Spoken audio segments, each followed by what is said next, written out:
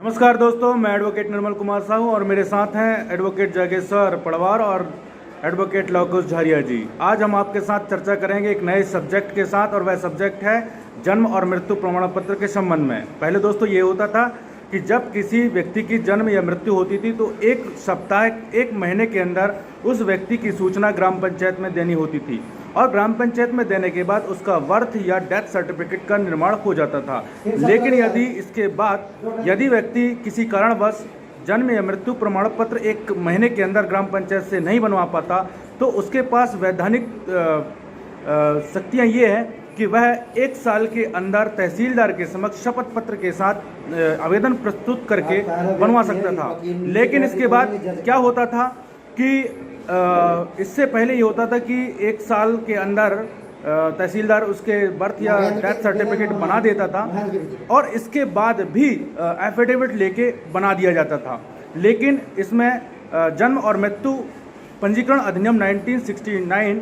में के धारा 13(3) में स्पष्ट यह प्रावधान है कि यदि 1 साल के बाद यदि कोई व्यक्ति जन्म या मृत्यु प्रमाण पत्र के लिए तहसीलदार के समक्ष आवेदन प्रस्तुत करता है तो उसके पास सक्षम अधिकारिता नहीं है, और यह अधिकारिता मात्र जुडिशियल मजिस्ट्रेट फर्स्ट क्लास के पास है। ऐसा यह प्रावधान धारा 13(3) में स्पष्ट रूप से लिखा हुआ है। लेकिन इसके बाद भी तहसीलदार महोदय के द्वारा 1 वर्ष के बाद भी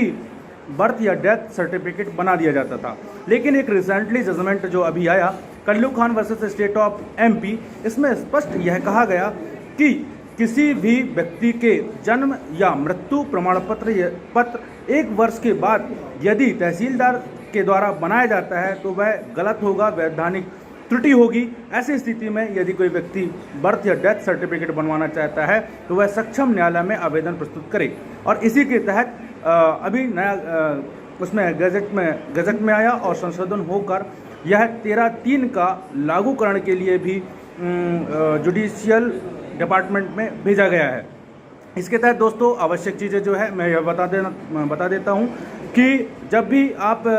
मजिस्ट्रेट के समक्ष आवेदन प्रस्तुत करते हैं तो उसके साथ आपको एक नेशनल न्यूज़ में और एक लोकल न्यूज़ में इस बात का प्रकाशन करवाना होगा जिस किसी की मृत्यु हो चुकी है उस संदर्भ में, या जिस किसी का जन्म हुआ है और 1 साल के अंदर नहीं बना है उसका इस बात का प्रकाशन आपको करवाना होगा। इसके बाद ग्राम पंचायत को आप इसमें पक्षकार बना सकते हैं, और इसके बाद मुख्य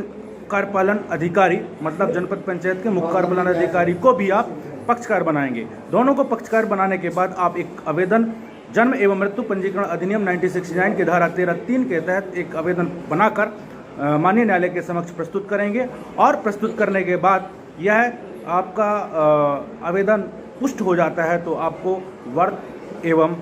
डेथ सर्टिफिकेट आपको प्राप्त हो जाएगी। इस तरीके से दोस्तों इस प्रक्रिया में थोड़ा सा परिवर्तन हुआ है, नया चीज़ है। इस बात को लोगों को जानना बहुत ही ज़रूरी है, और जानकारी प्राप्त होने के बाद आप तत्काल इसका अप्लाई करें, क्योंकि यदि आप जितने ज़्यादा लेट करेंगे उतना ही ज़्यादा आपको इसको प्रूफ करने के लिए थोड़ी समस्या आएगी। जय हिंद साथियों।